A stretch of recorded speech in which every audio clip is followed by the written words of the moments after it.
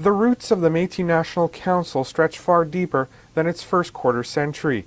As the democratically elected representatives of the Métis Nation, the Council continues the legacy of Louis Riel. Wanting to secure a homeland, Riel ushered Manitoba into Confederation, and while his provisional governments wouldn't survive, the Métis people did.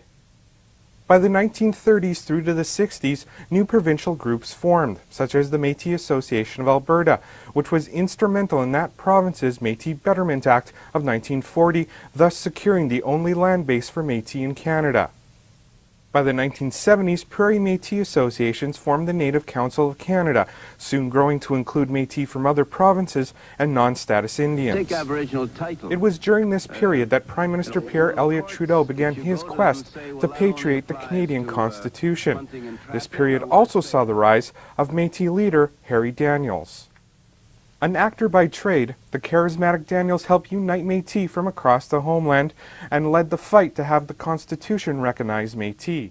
With determination and tenacity, Daniels worked tirelessly to wear down political opposition. What we are talking about is the equality of people here. And to use your phrase, we're talking about a just society. It can't be just for some Aboriginal people and not for others. His fight reached its climax on January 30th, 1981. Faced with an Aboriginal amendment with no specific Métis reference, Daniels led a frenzied lobby.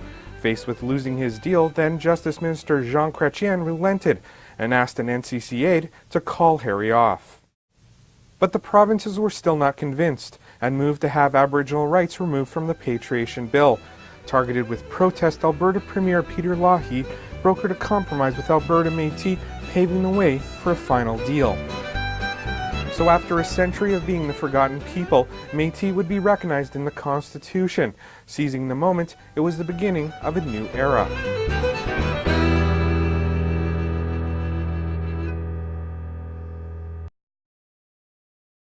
The new era started by Harry Daniels would quickly lead to a new national voice for the Métis. After the Constitution patriation, many Métis leaders grew concerned about their place in the NCC. Among them, Elmer Ghostkeeper from the Federation of Métis Settlements in Alberta, and Jim Sinclair of the Métis Society of Saskatchewan.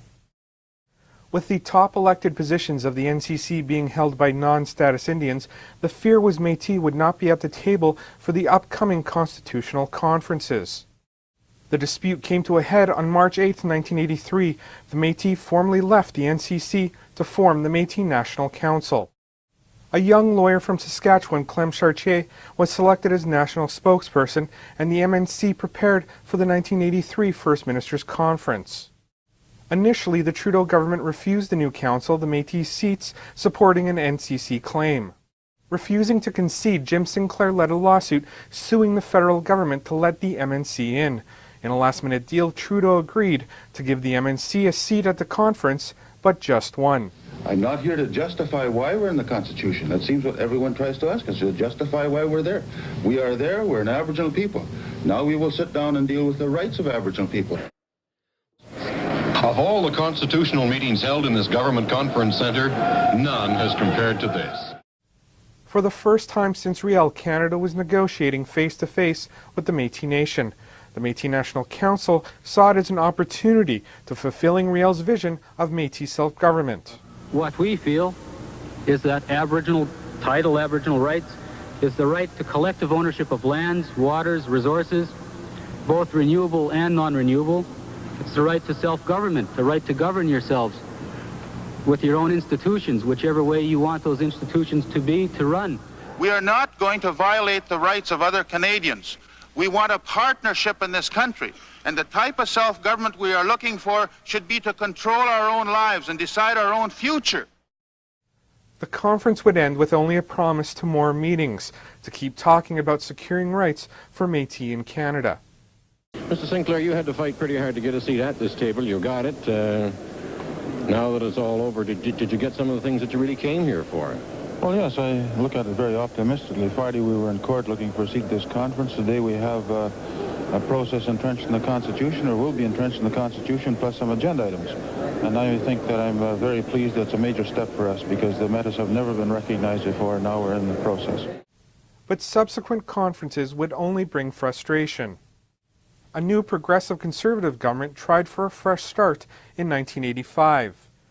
But by the 1987 conference, the impasse among Aboriginal leaders, Ottawa and the provinces was far too much. The process was declared a failure with a fiery condemnation from Sinclair. We kept our end of the bargain, and we struggled with our Aboriginal brothers in fighting what should go on the table. But one thing I want to say when we leave this meeting, I'm glad to see that we stuck together. But the failure was not the end.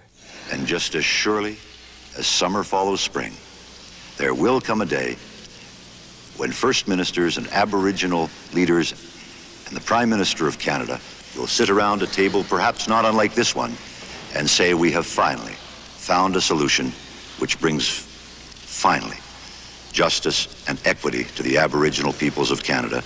That is very much what we all seek.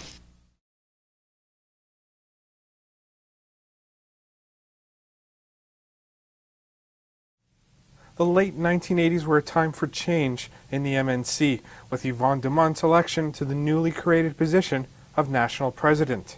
The one decision that we have to make. Dumont plunged into Canada's latest constitutional debate, the Meech Lake Accord. The MNC supported the ultimately doomed Accord. It laid the foundation for Métis involvement in Prime Minister Brian Mulroney's second attempt at constitutional reform. To try and make it acceptable. With the first federal proposals falling short of their expectations, the MNC was determined to have Métis voices heard. They're not being very clear on whether we have inherent rights. It concerns me that in the Canada clause, that they're not even prepared to unequivocally recognize that we have inherent rights. So I think that's something we have to get clear, because if we're going to enter a Canadian Confederation, we have to do so on our own distinct identity, our values, and so on. And that's the only way that self-government can be meaningful. We have an opportunity before us, and we can't lose that opportunity. We may not get it for a while, and then again we may, but we can't take that chance. The door is open at least a little bit. We have to make the best of it that we can. Welcome on behalf of Hopes were bolstered when, in an unprecedented move, Prime Minister Mulroney opened the door for a nation-to-nation relationship, traveling to the homeland to meet face-to-face with the MNC, recognizing the Métis Nation. I wish I could reverse and rewrite a lot of chapters of Canadian history, 100 and 150 and 200 years ago. But all we're given is the opportunity to try and write a little of our own, but in the process, perhaps to right some historic wrongs. These efforts would ultimately lead to the Métis Nation Accord, committing the federal and provincial governments to negotiating self-government with recognized land and resource rights. And of course, our job, once we leave here, is to go out into our communities and let people know what this constitutional proposal is all about. Because it's community people, the kind of people that you represent, that are going to make the difference in this constitutional debate over the next 5 months. Included with the Charlottetown Accord, the Métis Nation Accord represented the most significant breakthrough for Métis since Riel negotiated provincehood for Manitoba. We are proud to have been full and equal partners in drafting the Charlottetown Agreement. This agreement embraces the concept of self-government as an ideal for ourselves, the Métis Nation, and all other Aboriginal people. Its rejection by national referendum was a crushing setback, but far from a final defeat. The MNC's fight for Métis rights would move from the conference table to the courtroom.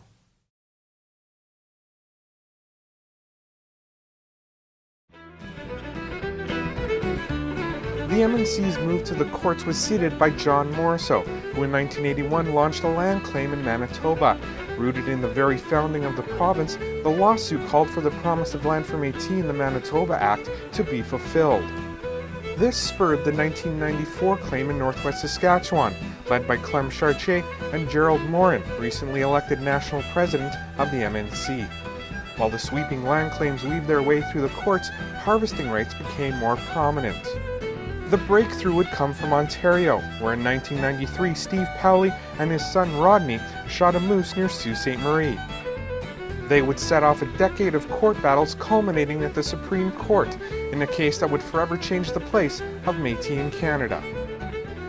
To all the Métis people out there watching, I want to say 2 words.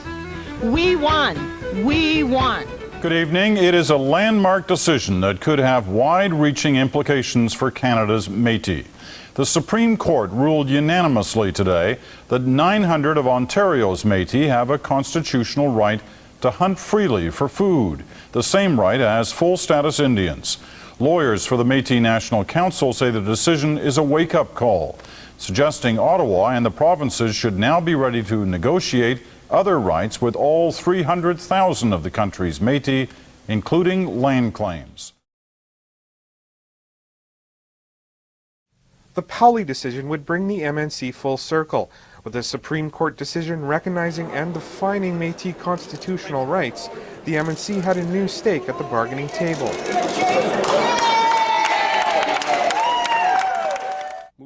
Celebrated as the dawn of a new day for Métis, the MNC's 2003 General Assembly also saw a new leader. Clem Chartier was acclaimed to become the 3rd president of the Métis National Council. Made that decision. With the Powley decision in hand, Chartier and the MNC headed confidently back to negotiations with Canada. Prime Minister Paul Martin's round tables with the national Aboriginal groups broke new ground for the Métis. The ongoing work would lead to the Canada Métis Nation Framework Agreement, a new attempt to negotiate Métis rights, and to the 2005 Kelowna Accord. But even with the bargaining power of the Powley decision, the courts were not abandoned. In 2006, 25 years after it was first filed, the Manitoba land claim trial began. In a fight to fulfill Louis Riel's legacy, Métis from across the homeland came to celebrate the start of the trial. The same way they've come together through the Métis National Council for 25 years. From a time when the very existence of Métis rights were denied and fights just to be heard. To the House of Commons and the historic apology from Prime Minister Stephen Harper for residential schools and attempts to assimilate the Métis. To the Métis Nation Protocol and a renewed relationship with the Canadian government. The Métis National Council now looks towards its next 25 years, to securing the Métis Nation's place in Canada and to realizing the vision of Louis Riel.